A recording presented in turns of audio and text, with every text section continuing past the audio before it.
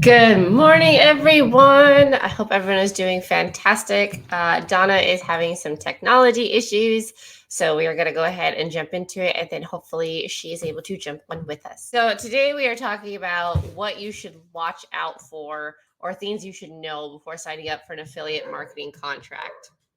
So often we don't really go through and read the fine print, including details like the commission structure, cookie durations, allowed promotional methods, prohibited practices, which is a big one, and disclosure requirements. And all of these can really make or break if you make money with a program, because if you do break any of the obligations, or if you are promoting it in a way that is not allowed within the parameters of the program, then you could be banned. You can have your access taken away, all kinds of stuff. So, um, the first thing I would say look into before signing up for an affiliate marketing contract is, of course, the commission structure, right? So, you want to look into, is it a percentage or is it a flat fee? Because understanding that can really help you understand how much money you're likely to bring in.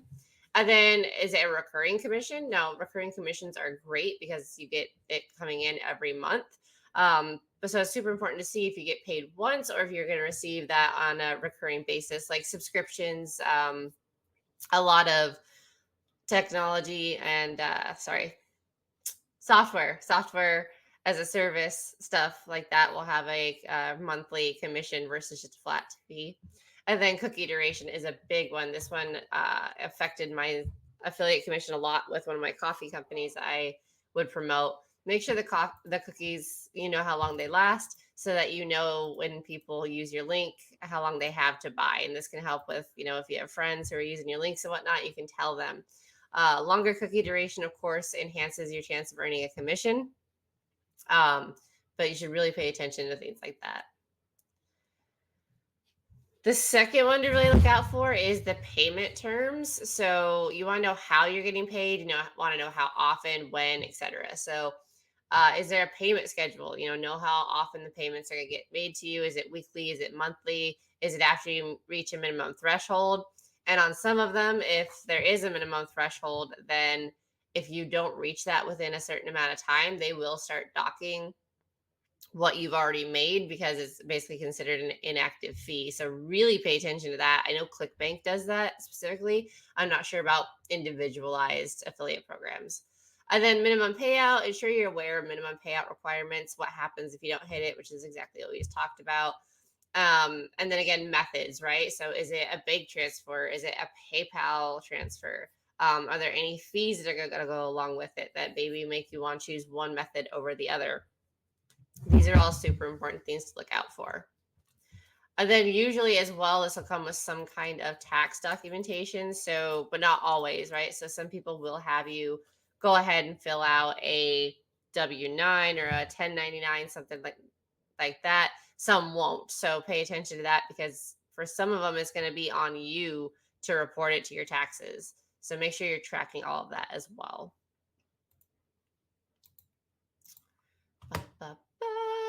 And then, of course, refunds, returns, and chargebacks. Like, you want to know what the policy is for if somebody buys with your link and then returns it. Are you still going to make a small percentage of what you would have made? Are they going to take it all back? A lot of them will do a net 30 or a net 60 payout specifically to protect affiliates from this, so they're not getting paid and then being demanded money back. So net 30 and net 60 programs, while they might sound detrimental, can actually be very beneficial for you. Because again, then if you're having a lot of people try it for a month and then cancel, you're not actually losing the physical money out of your bank account because it never hit your account. And you can see that kind of stuff on your affiliate dashboard typically. So the dashboard they use is also super important to look into. So yeah, be aware of reduction policies or cooling off periods. Again, net 30, net 60. Don't be frustrated by those. Those are there to protect you. Exclusivity clause. So this is important if you're in, let's say, the health and fitness circle, or it's not really prevalent in like the education platforms from what I've seen, but there might be a clause that, if you promote Nike, you can't promote Adidas. Or if you promote, I know Amazon does it with their KDP too, where if you use their specific advert agency through KDP, you're not allowed to advertise or offer your digital product, your digital book anywhere else. So pay attention to stuff like that. You want to make sure that if you're promoting, it also keeps you from confusing your audience, right? So if you're promoting all kinds of fitness brands, it's kind of hard to know which one's actually good because you're promoting all of them. So be really cognizant of that. A lot of affiliate marketers very early on will just go and sign up for everything they can, regardless of if it aligns with what they're doing and regardless of if it is kind of overwhelming. So you want to make sure you're watching out for that. But yeah, so make sure there's no clauses that restrict you from promoting similar products or services or other companies within the same niche. Compliance and disclosure, of course, is always huge. Legal compliance, especially in the online space, they're going to start really cracking down on it just because we've had so many people abusing it and making false promises and things like that. So understanding that even though you're an affiliate of this program, you still have a legal obligation to ensure that one, the contract guidelines are followed, but two, you're disclosing properly, right? So you're disclosing that it's an affiliate link and you're likely to make a commission if a sale is purchased on it. But also, if it's a make money online course, that you're, putting the disclaimer of like, I'm not guaranteeing you're going to get rich. Or if it's a weight loss product, right? Results vary, all of these disclosures that we have in place to make sure that you are legally not over promising something that the program or the product just can't do. And then, of course, marketing restrictions. So, are there restrictions on how you can promote the product? So, can you do paid ads or not? Can you only do it on certain marketing channels? TikTok is really well known for this. With you can't just drop an affiliate link in your bio; they will shut you down so fast. You have to make sure that you're doing it into your own website, your own funnel, or something like that. So make sure before you just go spamming your affiliate links everywhere that you understand the restrictions that are on them. And a lot of programs will give you email swipes or creatives to use, things like that, just to help you stay within the restrictions. Another thing to look out for is the intellectual property and branding, right? So again, you are not the owner typically, well, at all for an affiliate marketing theme.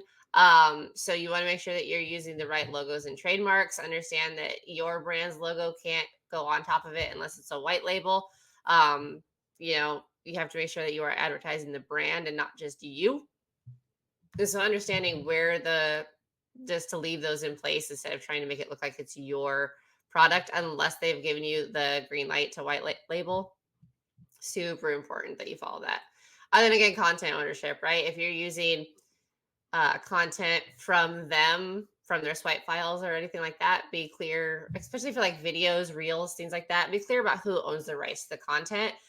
You see this a lot with faceless channels where they'll grab reels from other people's profiles, but it's within the same niche and theme of what they talk about on the channel. They always give credit where it's due, or if they don't know who to give credit to, they'll say that in the description. It's super important because like for the content creator themselves, if they're talking about making money online on their own channel, and then somebody who has a faceless channel all about how to make money online repurposes that, it might not offend them, it might not upset them, but it's still good at all times to give proper credit where credit is due, because the faceless channel has not created this video, right? They're just repurposing it to fit their narrative. So super important just that you give that, or even ask for permission. Or if you've reached out to somebody to be an affiliate and said, hey, can you make videos about my product? And then, am I going to be able to use that content down the line? Like that should all be within a contract there as well. We'll get into UGC in a little bit. And then termination clauses, right? Is there termination without cause into it? Like some contracts do allow the company to just terminate the contract. And then payouts after termination. Ensure you understand what happens with those pending commissions, because sometimes you will absolutely lose them and sometimes they'll still pay them out. One of the things that can lead to this too is if a company has to restructure themselves So this happened not too long ago within the online space. I'm not going to go into too many details or name any programs, but there was a program that got into a little bit of trouble. Hey, Donna. Awesome. Looking forward to having you pop in. There's a program that got into a little bit of trouble, and so they had to go through and basically restructure their affiliate agreements and some of their program and whatnot. And when they did that, everybody lost access, and so everybody had to reapply. And so, that can happen, and that is kind of the danger of promoting someone else's, in this case, program. You don't really see it too much with product, but programs and things like that, or even softwares. So make sure that you're paying attention. They will usually send out a email saying, hey, we've had to do this. Can you go reapply or something like that? Like, they're usually pretty transparent and will send out communication when something in their agreement changes or something within their program has changed. But so keep an eye out for those emails. Make sure if you are part of an affiliate program, you're not, you've whitelisted the emails that everything comes from. You're not just marking it as spam or just deleting them without reading them or something like that. Super important to stay on top of changes. And then UGC, right? So UGC is a great hi. Hi there. I had to go on my phone because my system is just not doing it today. Nope, it's being a total pain in the ass. Well, I mean, it is Friday the 13th, so. Yeah.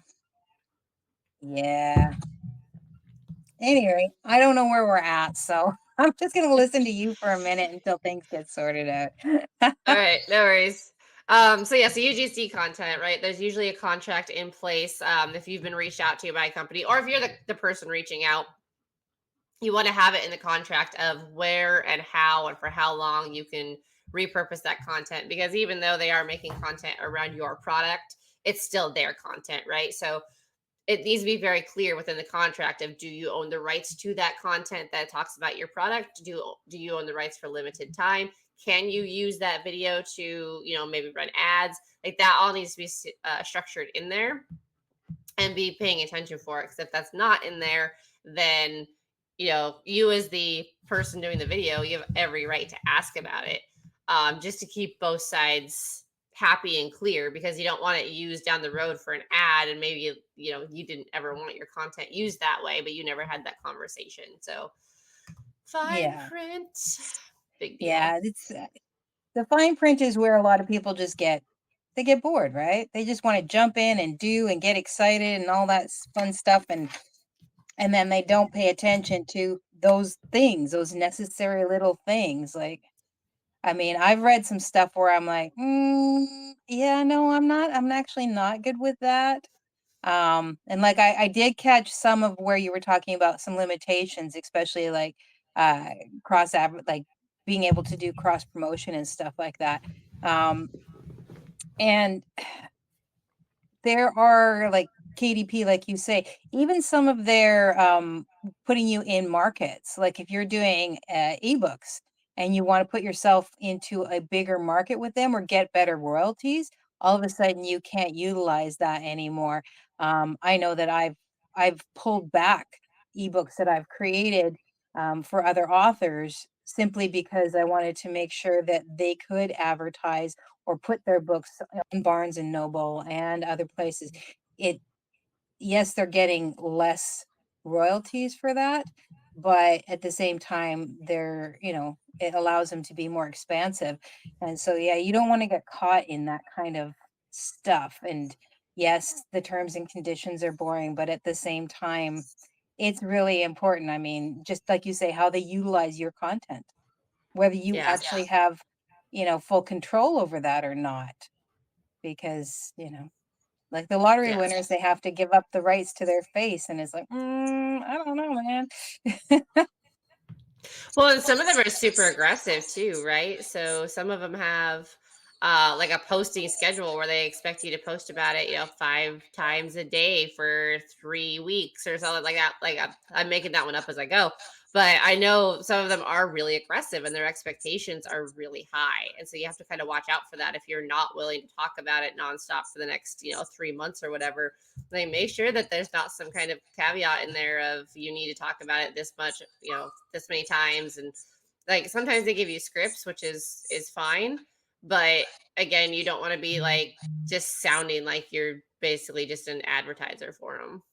And I think that also goes for the refund policies, right? Like, I mean, a lot of these will have a refund policy where you can have the option to like say this isn't working or I've changed my mind, but just like the contract to get into it, you also have to read that part that says whether or not within 30 days you can say nah and what requirements you have to fulfill in order to make that happen too.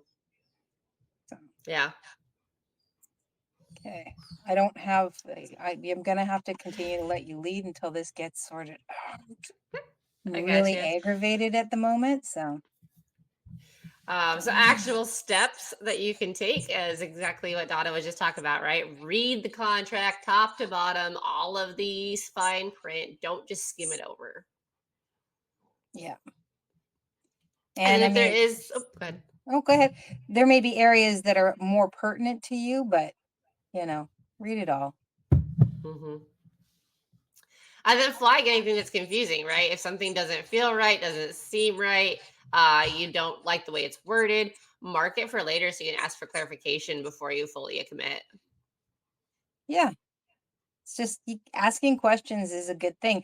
And I mean, y- there's a lot of information online, so you can maybe get some of that information online, but also don't feel bad about asking questions from the person who's trying to onboard you, because maybe they didn't read their contract, you know, and so they can bump you up, or maybe you're going to have a question that needs some clarification.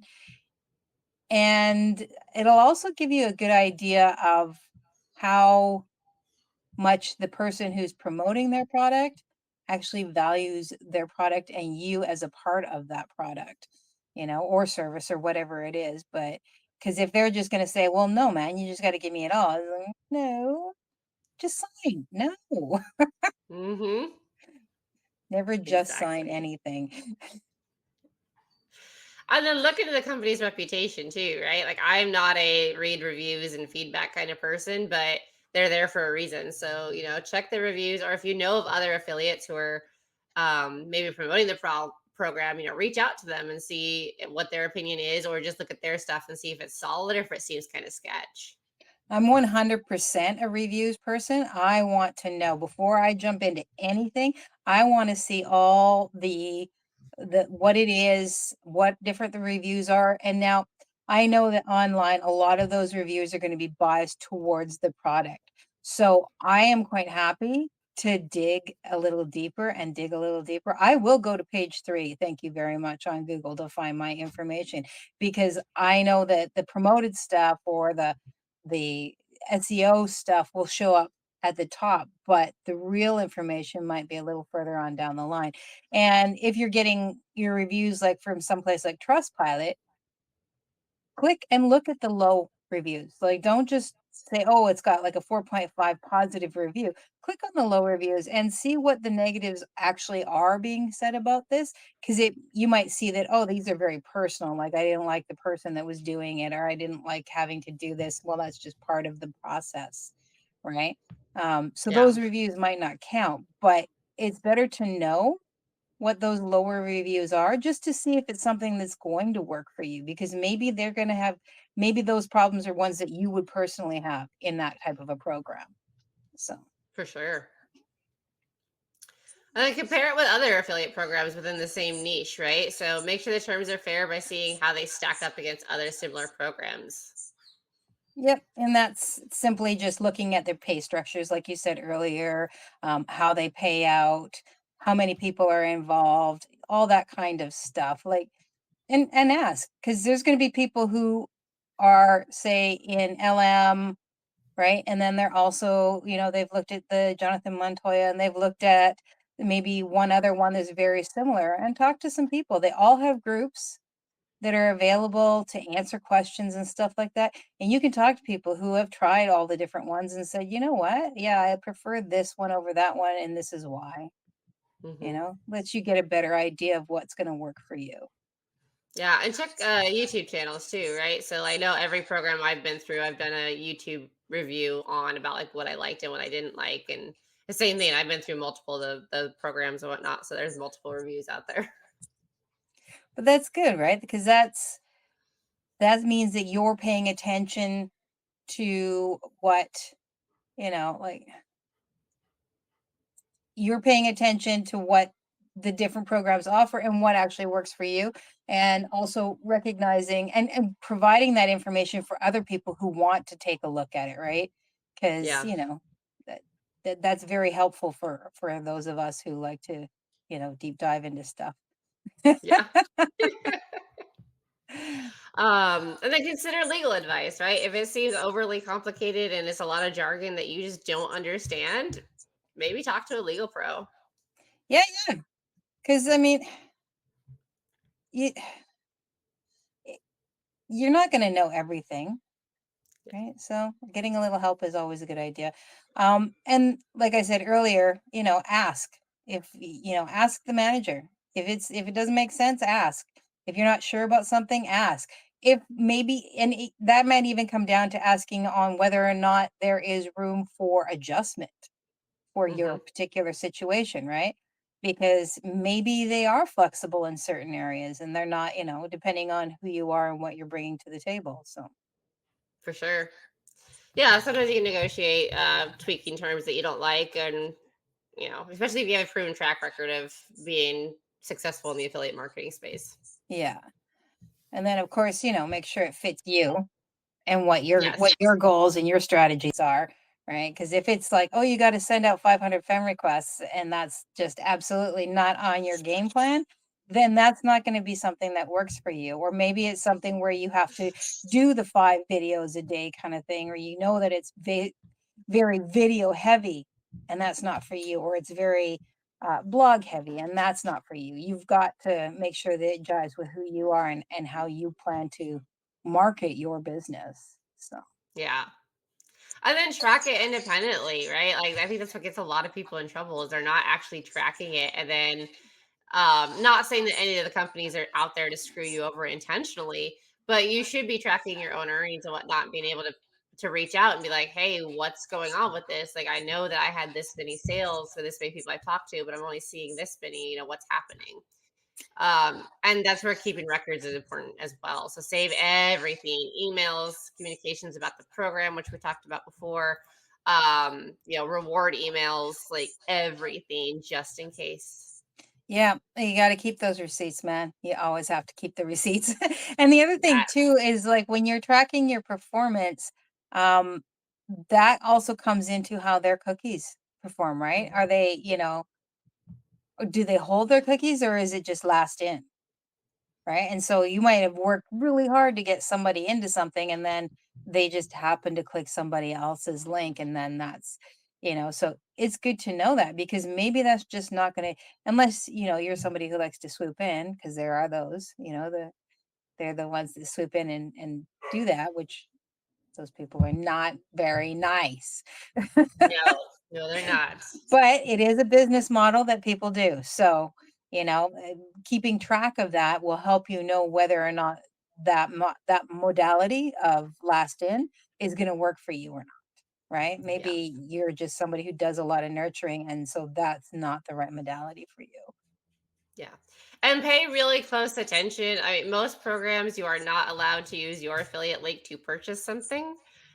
Because then you're getting the cash back, right? So that is a good way to get removed from a program. Now there was one program, one product that I was an affiliate for that like I had to keep using my own affiliate link to make sure it was working because if anybody else used it, I wasn't getting credit. But when I used it, I got the credit.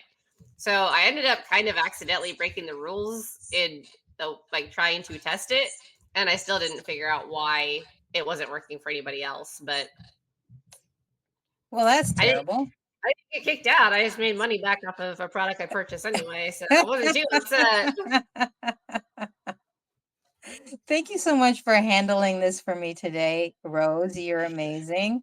I'm No sorry that I'm worries. just popping in at the last second because that sucks balls, but whatever. I mean, let's face it, if I didn't talk as fast as I do, I'd probably, like, would not have been as far as I am, but I tend to get straight to the point and talk very quickly, so That's all right. I think everybody understood and was able to keep track. And if not, you can always drop the questions in the bottom. Um, I mean, the bottom line basically is you need to focus, like Rose went through. Like, I'm just going to quickly run through. So, your commission structure, your payment terms, your returns, refunds, chargebacks, how that's going to be handled, exclusivity clauses, compliance, because that's huge, and disclosure. Make sure you're telling people that you're making money because yeah, that's a good way to get in trouble. Your intellectual property, termination clauses, how you're going to get paid out. And the other thing, where was it that I was thinking that I wanted to pop in there? Um, it depends on also like your rules are going to be different whether you're a service based or a product based. So make sure that like just be like say you've constantly been on the online digital side of things and it's service based and you've never had to deal with physical products and you've decided to go to the other side. Make sure you pay attention because the rules are going to be a little different. And so, just because you've done this before doesn't mean that the rules are the same on the other side and vice versa, right? So just make sure that you're constantly being and keep updated because rules change. yeah. Right. So I know I get new rules and terms and conditions from like various different places all the time. And it's like now I got to read this again. Yep. Yeah. And so, yeah, make sure you're focusing on your high quality programs, because Yes. you can grab uh, ClickBank and Share a Sale have tons of different ones if you're like going that route. But not all programs and not all products are created equally, so just make sure that you're doing your reviews, checking to make sure that you're dealing with a reputable. Because if they're not reputable, you're gonna end up being not reputable. It's pretty straightforward. Yeah. Unless you're doing it faceless, right? If you're doing like a faceless weight loss one and you're just recommending every weight loss product on ClickBank, it probably doesn't matter. But there's also a reason that some of the affiliate programs require you to apply to be an affiliate and some of them don't. So Mhm. typically if there's an application progress or process, it's usually because they're a little bit higher up. Yeah, yeah. I mean, it depends some of the application processes obviously are for their benefit, making sure that you've got enough traction or whatnot to really sell their product. But that's traction isn't necessarily the best thing. Like it's not the be all and end all. You can still be a newbie. So if you're having trouble finding or getting into something that you really want to because you don't have the audience yet, don't let that deter you. Maybe just again, check out the reviews and see if maybe there's a competitor that's got some equal value, but doesn't have quite as stringent hoops for you to be able to join up. So, Yeah. any rate, You you've know, done I'm amazing. still I'm Thank still you. waiting to be able to announce my newest one. I'm still waiting on stuff to come in for it. Oh yeah, I'm excited for you. You're just taking off, my girl. Taking off. I hope Taking so. off.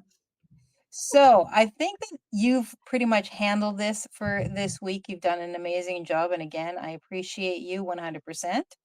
I Um, will say this did not go out on your Instagram because I didn't have all that's the okay. details. Whatever. It doesn't matter.